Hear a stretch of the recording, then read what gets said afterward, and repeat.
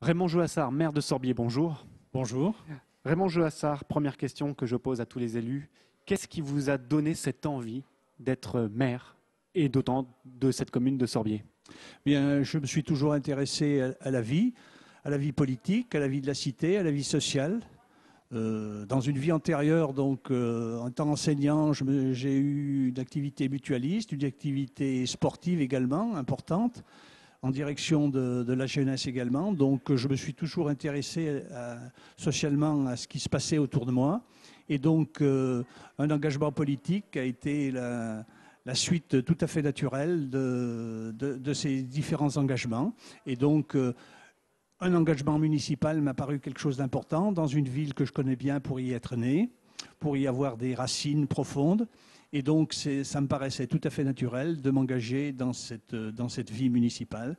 Donc, d'abord en tant qu'adjoint auprès de Bernard Fayolle depuis 1995, et puis en tant que maire depuis donc 2008. Qu'est-ce qui alimente au quotidien votre motivation?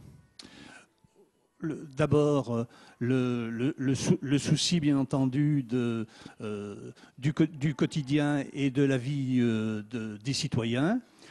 Avoir une vision équitable et surtout qui permette aux citoyens de se trouver bien dans la cité. Avoir également une vision un peu prospective de l'évolution de la commune, qui en peu de temps a eu une évolution très importante en termes à la fois démographiques et en consommation du territoire. Donc, bien entendu, se projeter dans l'avenir pour voir de quelle manière on peut stabiliser la situation pour que le citoyen se trouve bien dans la commune avec des services qui lui permettent de satisfaire les besoins les plus élémentaires. Et puis également, donc, avoir une vision prospective pour envisager donc permettre encore cette qualité de vie que l'on reconnaît à notre commune. Pouvez-vous nous parler de la plus grande joie ou la plus grande réussite que vous ayez vécue pour Sorbier? Bien, mon expérience en tant que maire est relativement récente. Donc, depuis 1995, un certain nombre d'équipements ont été mis en place. Et donc, le souci de ce mandat, c'est surtout de les faire vivre de manière importante. Donc, d'assurer la plénitude des services qui ont été mis en place avec le soutien des citoyens et surtout dans le souci d'un juste équilibre entre le coût de ces services et le service qu'ils peuvent apporter justement à l'ensemble de la population, que ce soit donc avec le pôle social en direction des personnes âgées ou des personnes handicapées, en direction de la jeunesse, puisqu'il y a eu le pôle jeunesse, en direction de la culture avec la construction de l'échappée. Donc, c'est des choses très importantes. Et puis, bien entendu, pérenniser aussi tout ce qui concerne la vie associative et sportive avec le complexe du Val-Joli. Qu'est-ce qui est incontournable, selon vous, monsieur le maire, à Sorbier? Ce qui est incontournable, c'est la qualité de vie. La qualité de vie on dit parfois que Sorbier est une ville dortoir. Je crois que ce n'est pas le cas, parce qu'il y a aussi un nombre d'emplois importants sur notre commune.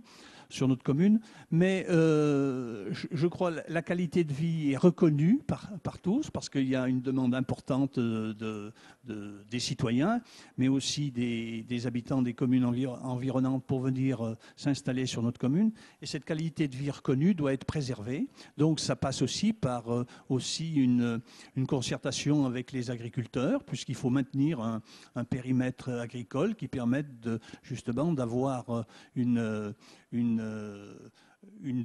un bon équilibre entre la cité et la campagne. D'ailleurs, le titre disons la devise de la commune, c'est la ville à la campagne, et je crois que c'est une devise qui a toute sa place.